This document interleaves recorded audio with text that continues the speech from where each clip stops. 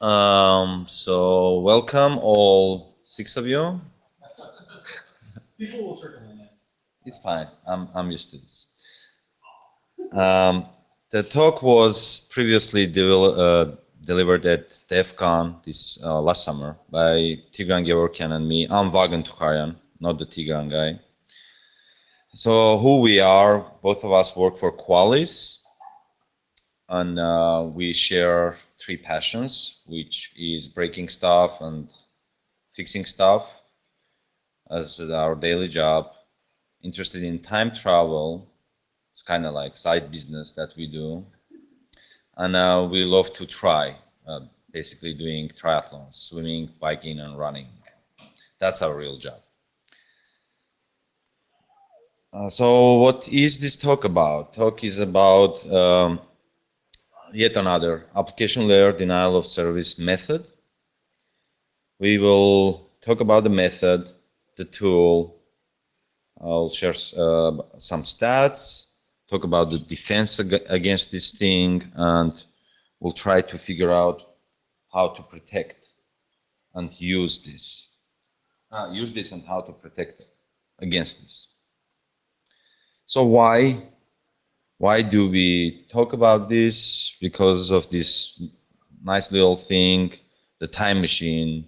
And wouldn't it be nice to have a time machine that would let you know what Google stock price would be 3 days from now, let's say, or let's limit the functionality. Let's say what would be the load on your server 2 seconds from now or 2 days from now, and would your server withstand the load or not? Stuff like that. Since this little machine doesn't exist in technicality, we think we have something similar to that, which is the method that we have. It's supposed to be a joke, but I'm a bad stand-up comedian, so let's go on with it. So what is DOS? So basically, DOSing is basically trying to be a parasite, a bad guy, and crashing stuff. In some cases, degrading the functionality of the system. Here is a little taxonomy of DOS attacks coming from Anton Chuvakin. We are mostly going to talk about resource exhaustion, types of denial of service attacks, and more precisely about application layer denial of service attacks.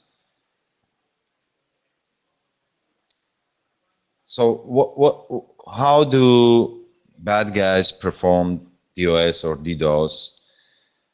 So there is this good old method of just getting the index HTML over and over and over and over till the server dies. And if you have some money or Russian connections, you can do the same thing from hundreds of thousands of bots. The cons of this are like you don't have feedback, and load is near symmetrical, meaning server to client. It's not really symmetrical, but I mean it's comparable. And there is this new breed of bots. We call them slow star attacks, slow LORI, slow HTTP test, slow read, that strive to have very asymmetrical use, where the client is probably just sitting on a read or write and using very few cycles of his CPU, causing the server do the same, but since it doesn't render the response, it doesn't really have that price of creating the content and preparing it, and basically resource consumption becomes more asymmetrical with these new things, new attacks, and some of them are so new that web servers are not prepared to fight with them. There is also PKI abuse, where you can create asymmetrical load by renegotiating your keys or resetting the session, or using SQL wildcards to effectively load the target web server's DB performing large queries. And WebSockets are kind of new thing for web development, but they also have this inherent property of keeping connections alive, which is which kind of is the same as slow start tests attacks are striving to get. But WebSockets already has it in it. So what I mean, when with slow lorries, let's say you are trying to keep the connection alive and trickle in the data, with WebSockets you don't have to artificially do that. WebSocket gives you that persistent connection, and the only thing that attacker needs to know is how many of those WebSocket connections the server could handle in order to overwhelm him. Other exotic layer 7 attacks are like the DB overwhelming with wildcard. What would be cool to have a genetic algorithm to try to figure out which exactly payload with what kind of wildcard would give more load on a server. That is probably another talk for another person. And there are these new breeds of attacks called business logic above layer 7 attacks, where you basically overwhelm the badly designed system by, for example, adding too many items in a card, or making it log too much, stuff that is not necessarily coming from shortcomings of HTTP protocol itself or the servers. So what do we have is just another get flooding, nothing nothing more. It's not exotic. It's not gonna have any of the PKI resetting or slow start kind of asymmetrical resource consumption. It is gonna try to be as asymmetrical as possible, though. First of all, if you are an attacker, not a regular consumer of web service or website, you are not rendering the response, and that by itself is asymmetrical. And to add to that, if you are doing get flooding more or less intelligently, you could do get flooding on the resources that are the priciest, and that's what we are gonna do. So the method is pretty simple and probably not very innovative. It's just to spider over the whole website and gather all the resources, calculate the average speed of the transfer, and identify the resources that have lower transfer speed. What we assume here is the slower transfer speed correlates to a load on a server if you take out the noise from the network. In this case, resource consumption is not significant. Resource size is not significant because the metric is the speed.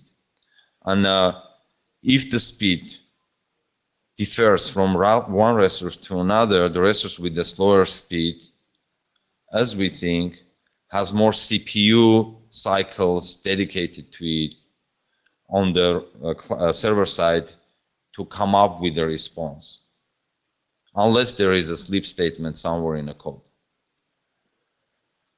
So here is some stats from the data of a usual or an average web resource. So the regular resources would be somewhere here, normal resources. These are the ones that your server responds to real fast, and here are the outliers, the slow resources that we want to target. So the whole talk is just about how to find this, how to make it more or less reliable, and then there is a tool that goes on and pushes those get or post requests over and over till the end target dies. So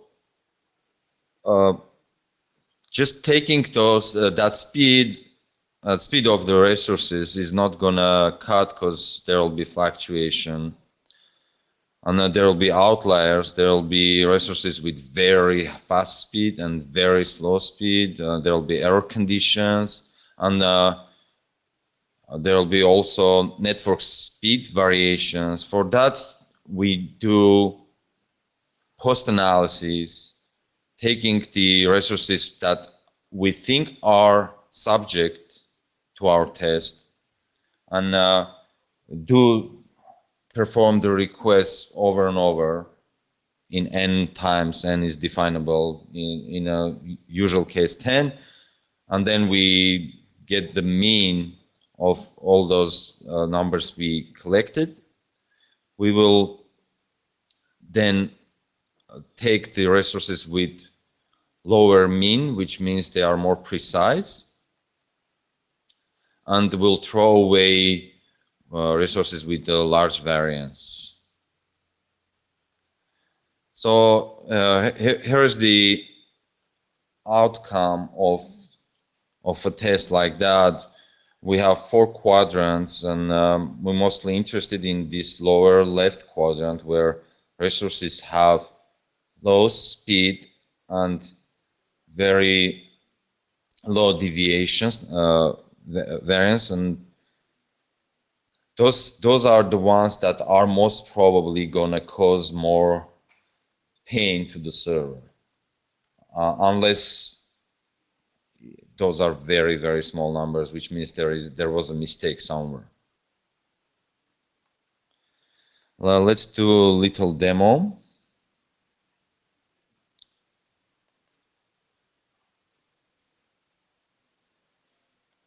So here the tool is running. Actually, this is a recorded demo of the tool. I'm not so brave.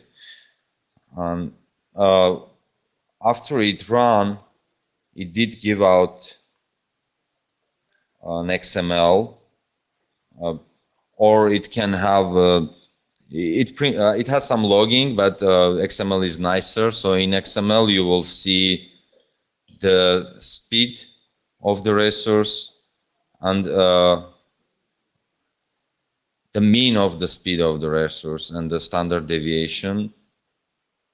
This particular run was done on a local machine, and the slowest resource is here on a PHP page that calculates pi, and it's very, very slow compared to regular resources, and standard deviation is very low because it's predictably slow. So what else this tool can do? This is just a pet project of my friends. He also creates different plots out of the data for visualizing. And as I told you here, we are concentrating on the data, on the resources that basically occur in the lower left quadrant, which means our measurements are precise and the resources that we found are slow, and we throw away the fast and unprecise resources, and the other two quadrants are not that interesting either. So I don't want to play with the demo, the video, because it's gonna give me some jittering.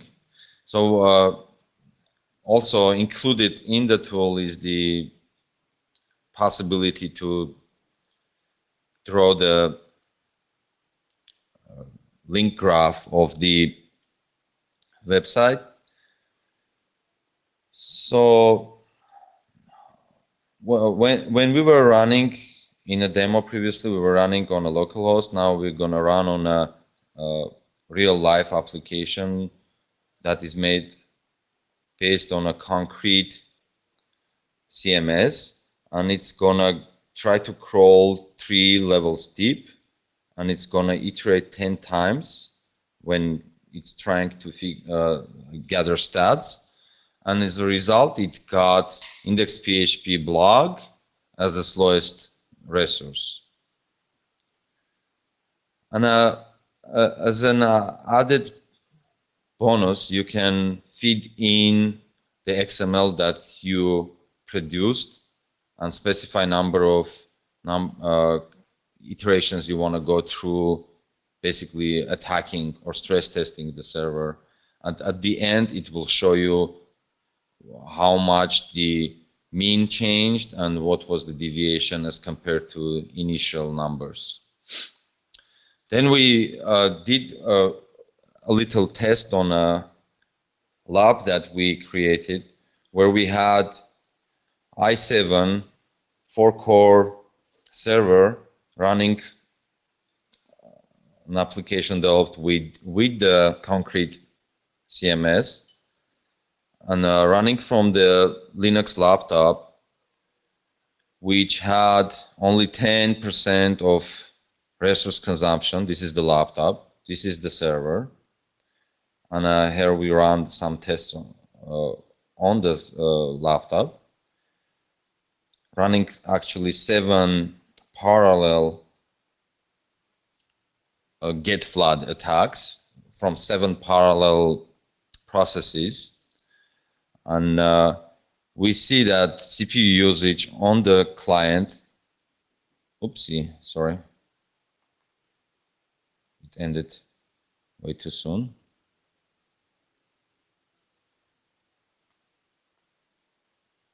This is what I was afraid of.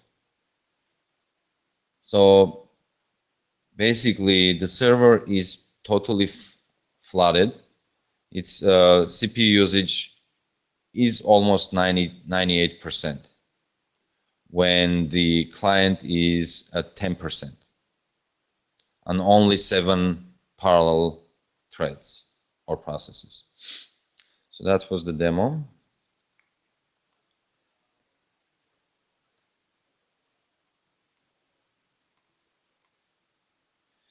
So what could be done, or what we were trying to also do, is to figure out what if the choice of the resources is right. In order to do that, in order to be more or less positive on the choice, you could do parallel stressing and see if service is really degrading. In this case, I guess we were running 3 parallel attacks, and mean is going up, but also deviation goes up too. So in this particular case, it's not exactly a good choice, but using this technique, you could figure out if you are in a right direction or not. And we were thinking of integrating it into the tool, making it an automated element, but that becomes, then tool becomes one-click attack tool, and then it's not as useful. So similar tools to this, many similar tools. Some of them have some of the functionality that we had, but none of them had the whole complex of crawling and testing and being one click. But there were some that were really interesting. For example, Tsang is Erlang based and is able to simulate up to 1 million users from one machine, which is amazing. So how do we defend against this? I guess I'm not the one to answer to this question. There'll be talk tomorrow about this, but I'll try my best. Tomorrow, 9 a.m. is it? 9:30? 9:30? Which track? Track 3. Yeah, track 3. Defense against denial of service. So now let's see what we tried. So load balancing is a good way to go against DOS, DDoS. Expensive resources are expensive. You have to have many, more than one server, and also you have to maintain the load balancer. You can use our tool to figure out the resource consumption, resources that are big consumers, the hogs, and try to fix them or do something else, elevate the whole, downgrade the whole speed on all the resources somehow, so the attacker will be fooled. We'll try to see if there are any patch configuration suggestions that would be helpful. We'll see if there are patch modules that could help. And we were thinking of a mod security script that would basically do the same thing as this tool, but being on board, it would be more precise, and then it could prescribe what to do right away. But we got lazy and fat and forgot about it. So load balancers, they usually fight using rate limiters or unusual traffic filtering. Source IP checking works, but there are some issues with it. If detector detects there is protection, it can kind of work right under the threshold. Sometimes these protections don't work because in some cases they just redirect an IP, and if you know the real destination IP, then that machine is toast. Stuff like that. So HA proxy looks like it can do stuff. One good property of it is dividing the resources between static and dynamic, and basically having two different policies for two groups of resources and setting different thresholds for different sets of resources, which is nice because you don't want to limit your index PHP usage as much as your search PHP, let's say, if you are going through rate limiting way of protecting. Commercial protection services, some of them work. They have the same problems or features as you would basically install your own load balancer. It's a resource limiters, actually limiting is the key here. Limitation per IP, limitation per region, limitation per page. Those are the keywords for commercial protection services. Some nice side effects for those who were going just for DOS protection. They could also enable SQL injection and XSS protection right away, but they are costly. The ones that we looked at, if you really use them, they are gonna be upwards of $150 per month for a host. And few real customers of those services told us that full-blown solution is not acceptable because it degrades user experience. There are delays added, captchas, and stuff like that, that website owners think are not that useful. So, of course, we can use the tool that we have or other tools to profile as a QA tool, profile your web application, find the problem, the resource hogs, deal with them. In ideal world, we would also generate a config file for HA proxy or any of the Apache modules that could do rate limiting and feed it. But as I told you, we got lazy and we forgot about all. So what else can be done? Let's see if we could do anything with regular Apache. We tried, we couldn't find anything particularly working with just Apache, a plain old Apache config. And we had this lab of running one client doing 10 parallel requests over and over on the heaviest resource. And this target is i7 4-core 8 gigabyte machine, and with 10 parallel requests, 98% CPU utilization is almost standard for the bad examples that we have. And then we tried a couple of Apache modules. Apache mod security, there are ways of doing it. Pretty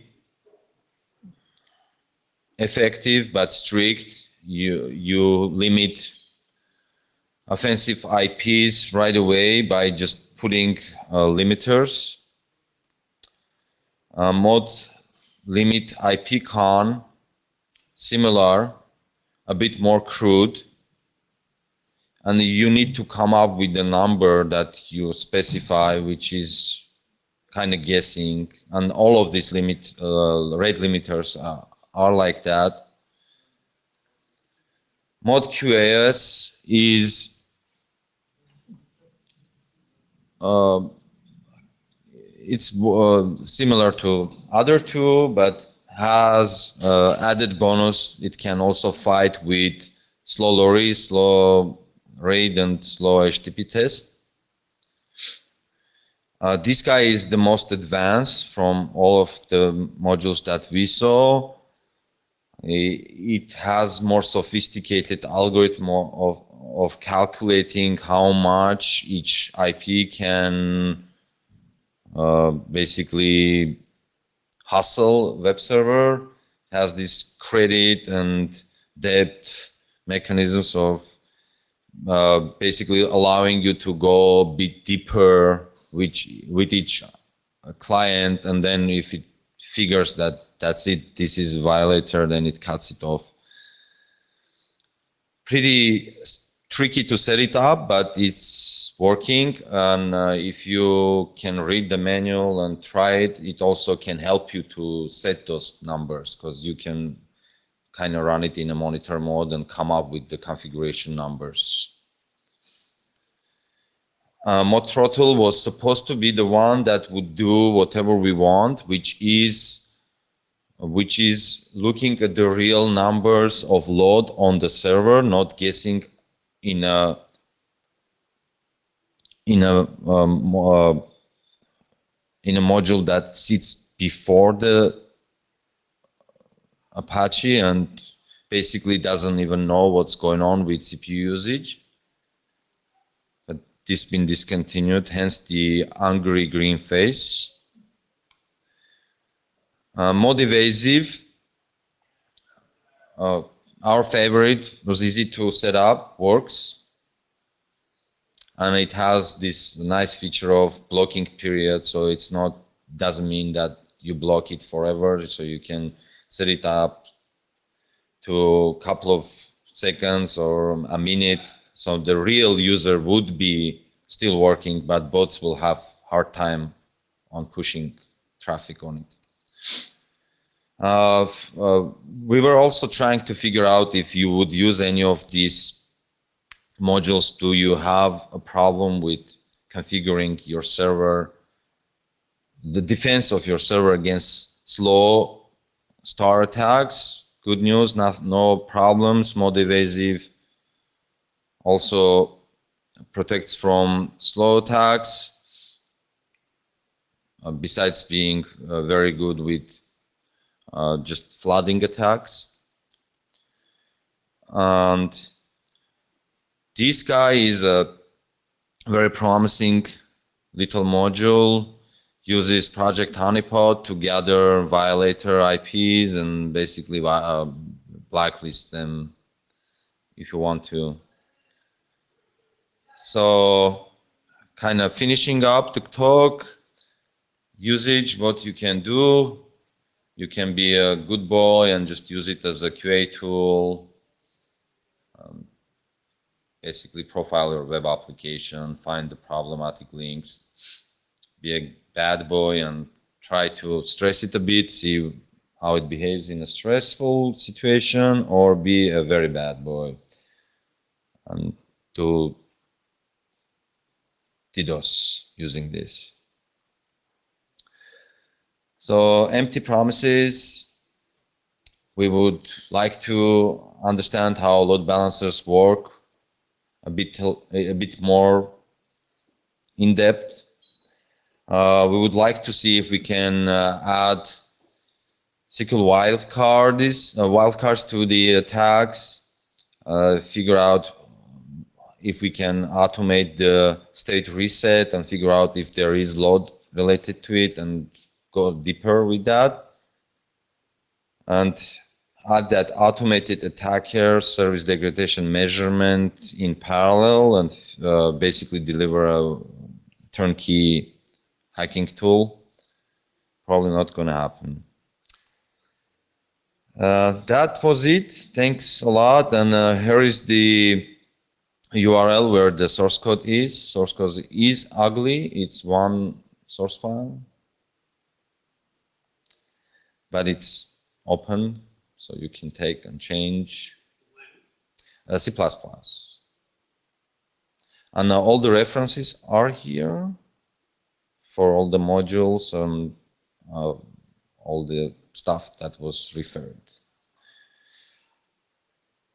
And I would be happy to answer to your questions.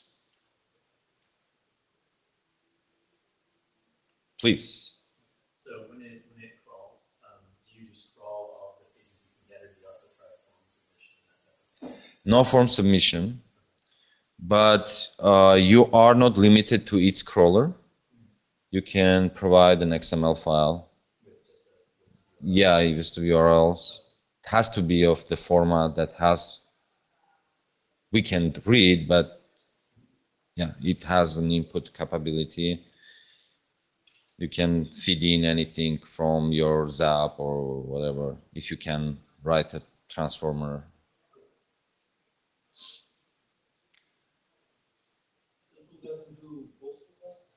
No, no post request. Yes. Yes. No form submissions through post. Is there a plan to add them in the future, like modify the request? Depends on how community will embrace this. If there is use for it, we'll do it. If not, then this is just gonna be the theoretical thing that we played with and took the method into the commercial tool.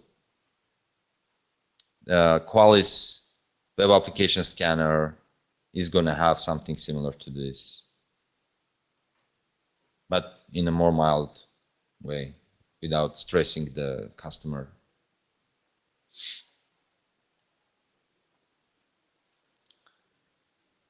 Alrighty then, if no questions, we are done.